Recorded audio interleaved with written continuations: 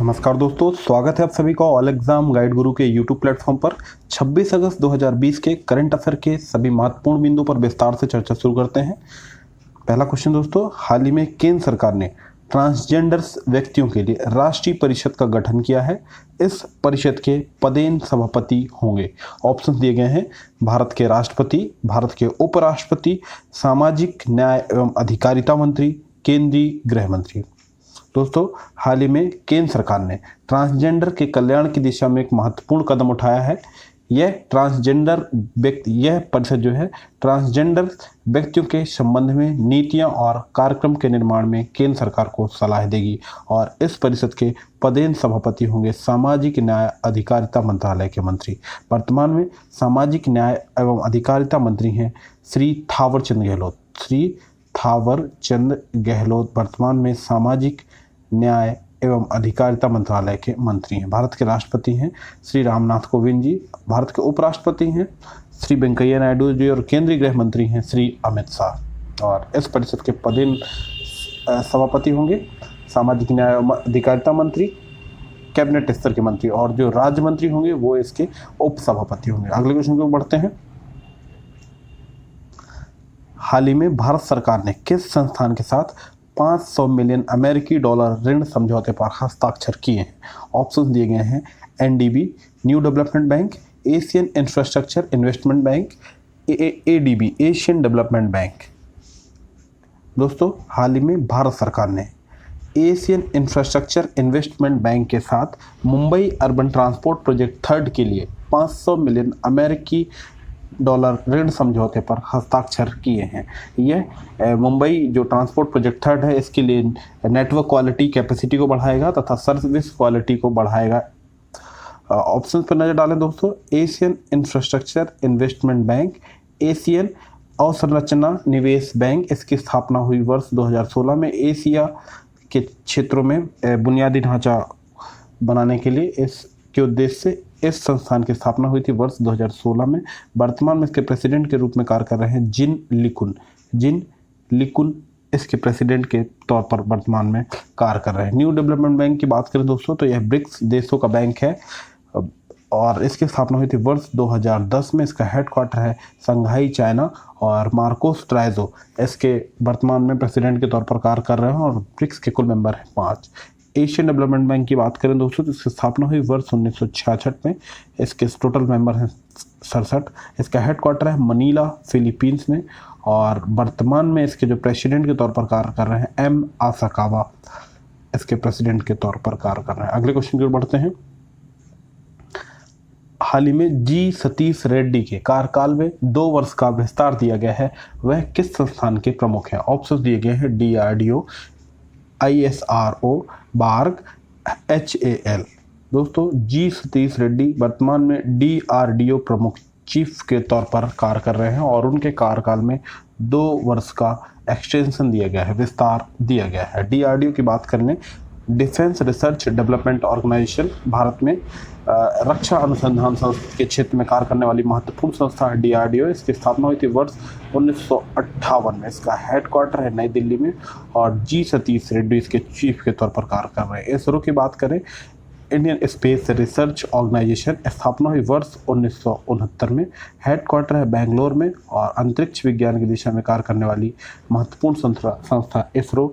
के सिवान वर्तमान में इसरो प्रमुख हैं।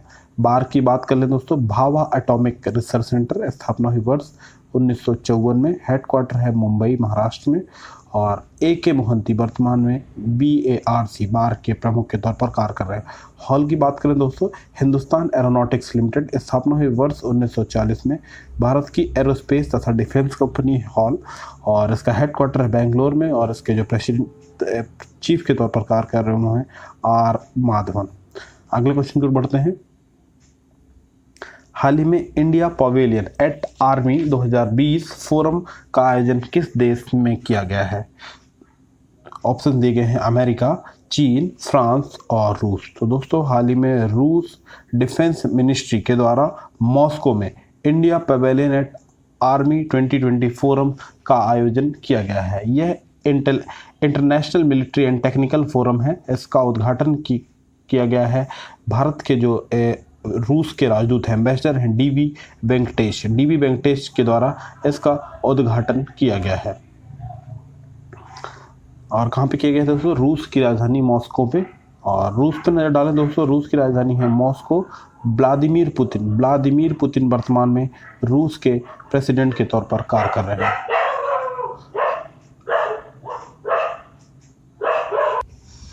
गौर करें दोस्तों, ये जो चारों ऑप्शन दिए गए हैं ये सभी संयुक्त राष्ट्र के यूनाइटेड नेशंस के सिक्योरिटी काउंसिल के परमानेंट मेंबर हैं। और इसमें एक और ऐड हो जाए यूके, यूनाइटेड किंगडम, तो ये 5 परमानेंट मेंबर हैं जिन्हें वीटो पावर प्राप्त है। अगले क्वेश्चन की ओर बढ़ते हैं।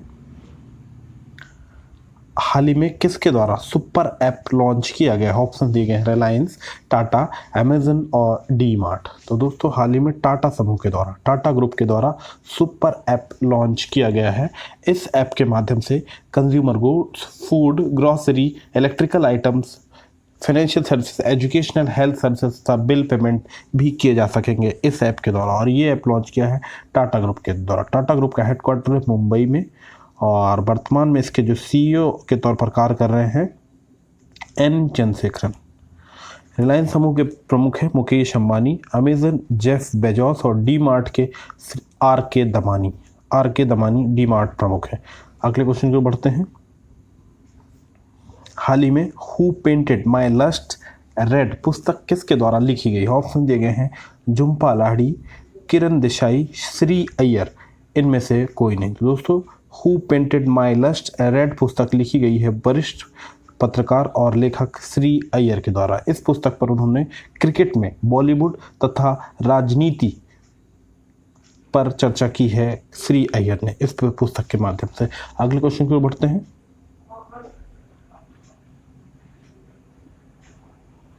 हाल ही में किस राज्य सरकार द्वारा एनआरआई एकीकृत पोर्टल लॉन्च किया गया है? ऑप्शन दिए गए हैं मध्य प्रदेश, उत्तर प्रदेश, बिहार और पश्चिम बंगाल। हाल ही में उत्तर प्रदेश के मुख्यमंत्री श्री योगी आदित्यनाथ के द्वारा महत्वाकांक्षी एनआरआई एकीकृत पोर्टल लॉन्च किया गया है। यह राज्य में रोजगार के अवसर उपलब्ध कराएगा। यह पोर्टल विदेशी नागरिकों और एनआरआई को स्थानीय प्रशासन के साथ उनकी समस्याओं को हल करने में भी मदद करेगा। उत्तर प्रदेश के मुख्यमंत्री श्री योगी आदित्यनाथ जी के द्वारा यह पोर्टल लॉन्च किया गया। उत्तर प्रदेश की बात करें दोस्तों, राजधानी है लखनऊ, सीएम है योगी आदित्यनाथ और गवर्नर यहाँ पे श्रीमती आनंदीबेन पटेल। उत्तर प्रदेश में बात करें दोस्तों तो दुधवा नेशनल पार्क प्रसिद्ध नेशनल पार्क है उत्तर प्रदेश में। आगरे का किला, फतेहपुर सीकरी तथा आगरे का ताजमहल यूनेस्को की विश्व विरासत सूची में शामिल स्थल है।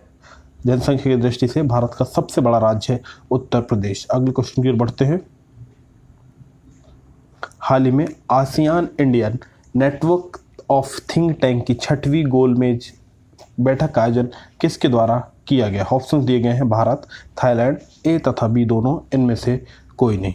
हाल ही में 2 दिवसीय ASEAN India network of think tank